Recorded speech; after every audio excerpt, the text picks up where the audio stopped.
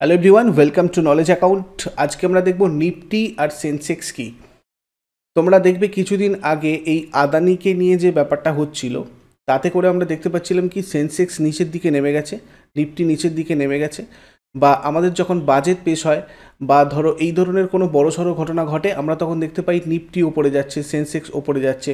বা নিফটি করোনার সময় দেখবে নিফটি সেন্সেক্স দুটোই নিচে নেমে গিয়েছিল। তো এগুলো থেকে আমরা মোটামুটি আমাদের একটা ইকোনমি গ্রোথ বা ডাউনফলের একটা ওভারভিউ পাই। তো এই নিফটি সেন্সেক্স জিনিসটা কি, খুব সহজ জিনিস, খুব ভালোভাবে বোঝার চেষ্টা করো। সাপোজ আমার একটা কোম্পানি আছে, সেই কোম্পানিটার প্রথমে আমি কি হব, প্রোপ্রাইটার হব, ঠিক আছে। তারপর আস্তে আস্তে তোমার সেই কোম্পানিটা যখন গ্রো করবে, তখন সেই কোম্পানিটাকে আমরা কি বলবো, প্রাইভেট লিমিটেড কোম্পানি। তারপরে যখন সেই কোম্পানিটা আরও অনেক বেশি গ্রোথ করবে, সবার কাছে পৌঁছে যাবে, তখন সেটা হয়ে যাবে কি, পাবলিক লিমিটেড।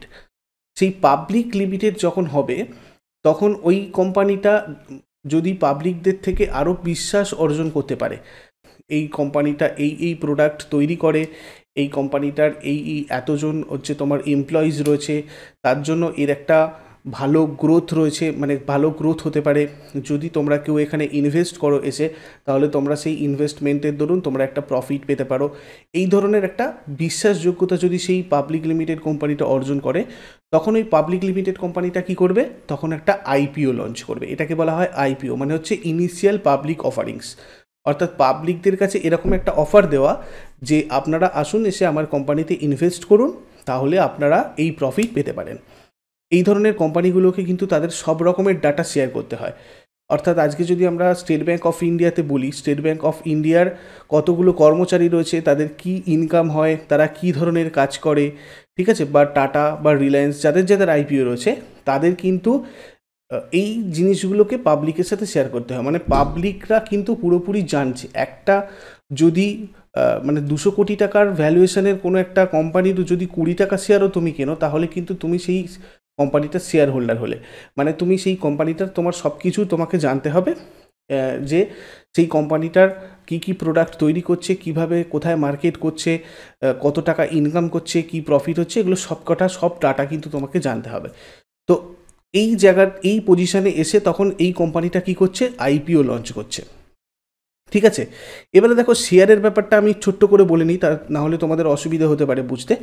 দেখো কোনো একটা কোম্পানির কি হয়, ধরো সাপোজ ওই কোম্পানিটার ভ্যালুয়েশন রয়েছে 1 লাখ টাকা, ঠিক আছে। ওই 1 লাখ টাকার মধ্যে 60% আলাদা রেখেছে কোম্পানিটা, বাদ বাকি যে 40%, সেই 40% কী করেছে, পাবলিক অফারিংসের মধ্যে, মানে এই 40%টাকে পাবলিকের মধ্যে ছেড়ে রেখেছে, যে পাবলিকরা এর মধ্যে ইনভেস্ট করতে পারে আর কি, ঠিক আছে। ধরো তার মানে 40,000 টাকার মধ্যে 40 টাকা করে হাজারখানা শেয়ার আছে, টোটাল 1000টা শেয়ার আছে। এই 1000টা শেয়ার কী হবে, এবারে পাবলিকরা কিনবে। দেখতে পাও যে শেয়ার স্টক মার্কেটে কী হয়, লোকজন শেয়ার কেনে শেয়ার বেচে, এই ব্যাপারগুলো হয়। তো এই যে শেয়ার কেনা বেচার মার্কেট, এটাকে আমরা স্টক মার্কেট বলি প্রথমত। এখানে যে কোনো পাবলিক, মানে তুমি আমি সবাই কিন্তু শেয়ার কিনতে পারি, শেয়ার বিক্রি করতে পারি। এখানে কি হয়, কোনো একজন ইন্ডিভিজুয়াল এসে, তোমার আমার মতো কেউ একজন এসে ধরো 40 টাকা করে 10টা শেয়ার কিনলো 400 টাকার, সেগুলো আবার যখন শেয়ারের ভ্যালুটা বেড়ে গেল, শেয়ার তখন বিক্রি করে দিল।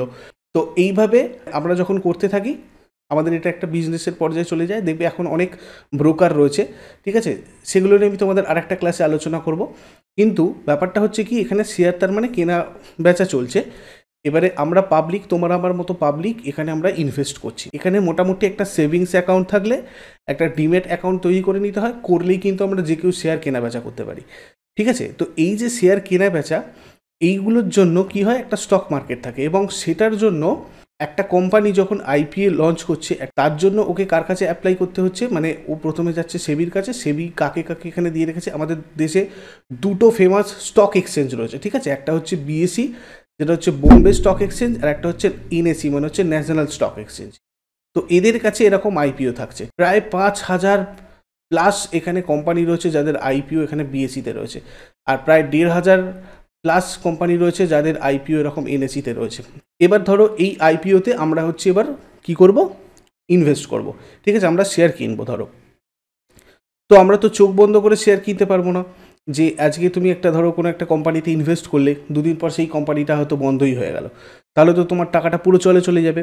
তো এই জিনিসগুলোকে কন্ট্রোল করে হচ্ছে সেবি, আমাদের security exchange board of India, পুরো স্টক মার্কেটটাকে রেগুলেট করে, পুরো কন্ট্রোল করে, যদি এখানে কোনো ধরনের কোনো বেআইনি জিনিসপত্র হয় সেগুলো দেখবে কে? সেবি।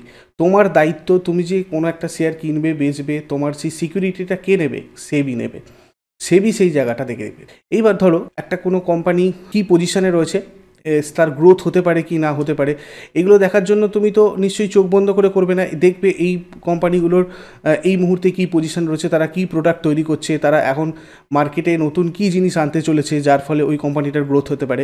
তাহলে এই 5,000 কোম্পানি যেগুলো লিস্টেড রয়েছে বিএসসিতে বা এখানে 1,500 কোম্পানি এনএসসিতে, এগুলোর তোমাকে পুরো ডাটা অ্যানালিসিস করতে হবে। এগুলোর এখন বর্তমানে এরা কী পদক্ষেপ নিচ্ছে কোম্পানিটাকে গ্রো করার জন্য, ঠিক আছে, যাতে করে প্রফিট আসে।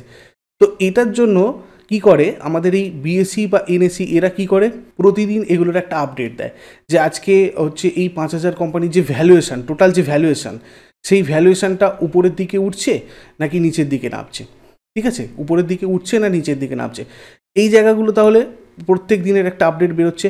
সেইটা দেখে আমরা বুঝতে পারছি যে এখন এই মুহূর্তে কোম্পানিগুলোর গ্রোথটা কী, কোন পজিশনে রয়েছে, আর কোম্পানিগুলো মানে গ্রোথের দিকে আছে নাকি গ্রোথের দিকে নেই আর কি, ঠিক আছে। এবারে ধরো এই 5,000টা কোম্পানি কারোর পক্ষে দেখা সম্ভব না। 5,000টা কোম্পানির পুরো আলাদা আলাদা করে ডাটা অ্যানালিসিস যদি একটা খবরের কাগজেও বেরোয় বা তুমি নিউজ চ্যানেলে দেখাও, তাহলে সারাদিন ধরে সেগুলো বলতে থাকবে আলাদা আলাদা করে পার্টিকুলার কোম্পানির, ঠিক আছে, যে এই কোম্পানি এই হয়েছে, এই কোম্পানির ভ্যালুয়েশন বেড়েছে, এই কোম্পানির ভ্যালুয়েশন কমেছে, এরকমভাবে 5,000টা কোম্পানি দেখা সম্ভব নয়। তো তার জন্য কি হয়েছে, এখানে 30টা এরকম কোম্পানি যেগুলো টপ কোম্পানি থাকে, এই 5,000টার মধ্যেও 30টা, যাদের মধ্যে ধরো টাটা রয়েছে, রিলায়েন্স রয়েছে, এশিয়ান পেন্টস রয়েছে, এসবিআই রয়েছে, এরকম বড় বড় যেগুলো কোম্পানি প্রচুর ভ্যালুয়েশন, এরকম টপ 30টা কোম্পানির একটা ইন্ডেক্স এখানে প্রত্যেক দিনের আপডেট দেওয়া হয়। প্রত্যেক দিনের এরকম একটা ইন্ডেক্স আপডেট দেওয়া হয় টপ 30টা কোম্পানির টোটাল ভ্যালুয়েশন নিয়ে। প্রতিদিন এই 5,000টার মধ্যে যে টপ 30 কোম্পানিজ থাকবে সেই কোম্পানিগুলোর একটা ভ্যালুয়েশনকে আপডেটটা দেওয়া হয়। এটা হচ্ছে একটা ইন্ডেক্স, যে ইন্ডেক্সের মাধ্যমে এটা প্রোভাইড করা হয়, আর সেটাই হচ্ছে তোমার সেন্সিটিভিটি ইন্ডেক্স। এটাকে আমরা কি বলছি? সেন্সেক্স বলছি, ঠিক আছে। এই সেন্সেক্সটা দেখলে তাহলে আমরা কি বুঝতে পারছি? ওই 30টা কোম্পানির গ্রোথ বুঝতে পারছি। আর ওই 30টা কোম্পানির টপ কোম্পানি 5,000টার মধ্যে, তাহলে যদি ওই 30টা কোম্পানির ভ্যালুয়েশন বাড়ে, মোটামুটিভাবে আমরা আন্দাজ করতে পারি এই মেজরিটি, এই 5,000টা কোম্পানির মধ্যে ম্যাক্সিমাম কোম্পানির গ্রোথ হচ্ছে। এরকম মনে করা উচিত নয় যে ওই 30টা কোম্পানির গ্রোথ হচ্ছে মানে 5,000টার কোম্পানির গ্রোথ হবে, কিন্তু কি হবে, ম্যাক্সিমাম দেখা যাবে যে ওই যদি এই 30টা কোম্পানির গ্রোথ হয় তাহলে ম্যাক্সিমাম ওই 5,000টার মধ্যে ম্যাক্সিমাম কোম্পানিগুলোর গ্রোথ হচ্ছে, ঠিক আছে। যদি ওই 30টা কোম্পানি ডাউনফল হয় তাহলে এই 5,000টা কোম্পানির কী হচ্ছে? ডাউনফল হচ্ছে। মানে আমরা কি করছি, এই 30টা টপ কোম্পানি দিয়ে মোটামুটি এই 5,000টার একটা গতিটাকে বুঝতে পারছি, সেগুলো গ্রোথ হচ্ছে নাকি মানে ডাউনফল হচ্ছে। ঠিক একই রকমভাবে এই এনএসির ক্ষেত্রে, ন্যাশনাল স্টক এক্সচেঞ্জের ক্ষেত্রেও কী হয়, মোট 50টা কোম্পানিকে এরকম প্রথম যে টপ 50টা কোম্পানি থাকে তাদের গ্রোথটাকে বা তাদের ডাউনফলটাকে এরকমভাবে রিলিজ করা হয়, প্রত্যেক দিনের আপডেট দেখানো হয়।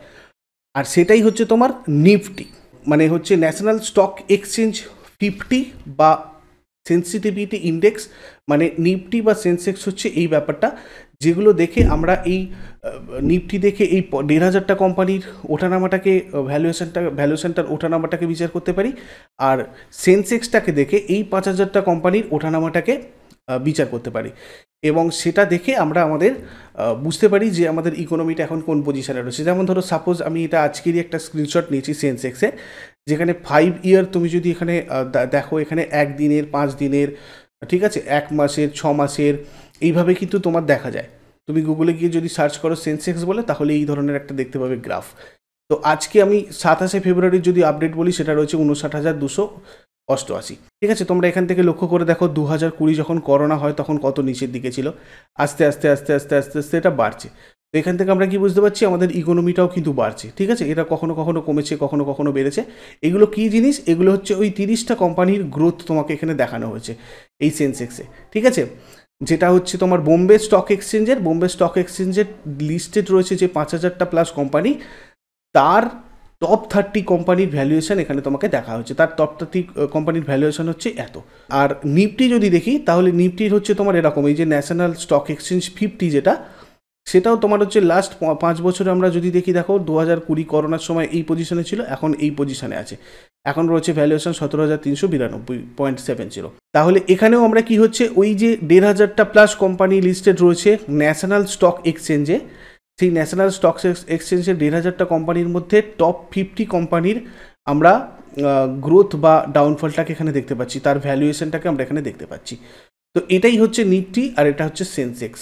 যদি এবার শেয়ার তুমি কি করে কিনতে পারবে, এর মাঝখানে কি কি আরও অপারেশন হয়, এর মধ্যে যে ব্রোকাররা থাকে, ব্রোকাররা কিভাবে সেবির কাছে গিয়ে লিস্টেড হয়, সেবি কিভাবে ব্রোকারদের থ্রু এই শেয়ারগুলো মার্কেটে ছাড়ে, মার্কেটে আমরা পাবলিক হিসাবে সেগুলো কিনতে পারি, এই জায়গাগুলো যদি তোমরা বুঝতে চাও তাহলে আমাকে কমেন্ট বক্সে জানাও, আমি তোমাদেরকে ওইটা আরও একটা ডিটেলসে ভিডিও বানিয়ে দেবো, তোমরা কিভাবে কোনো শেয়ার কেনা বেচা করতে পারবে।